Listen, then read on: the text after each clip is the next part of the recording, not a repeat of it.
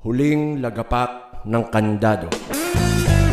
Umupas at umupis ang kalendaryo. Kumalampag at pinginid ang kandado. Umupad at pumilis ang oras na gasgas at lumipis ang rehas. Bumatal at umalis ang lamig. Sumagad at umibis ang init. Nangutya at tiniis ang init. Nanuya at nanikis ang inis.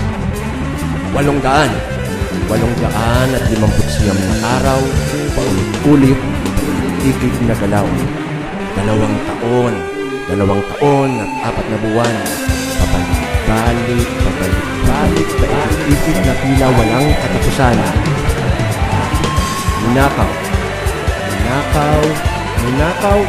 ang kalayaan, inakalang nakatatangkal sa kalaliman ng kadiliman ng libingan ng mga buhay at matatabungan ng tambak ng batas na butas na nauna pang maagnas at ipag-agunias ang kamatayan ng serperong testigo na didihasa sa kinabisang panulayan at panimbangan.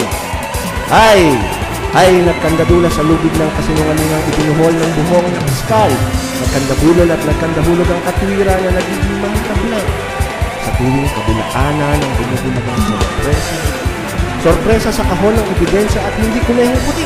Hindi kunehong puti na sana'y mabilis at malinis na lilinlang sa namanghang mga mamamayang bantay sa katarungan sa sala ng hukom na naglisto lang karnabal.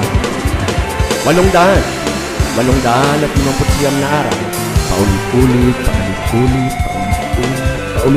paigid-igid na galaw. 2 taon at 4 na buwan, pabalik-balik, paikit-ikit na tila walang katapusan. At sa isang iglap, walang nakakurap. Tapos na ang palabas.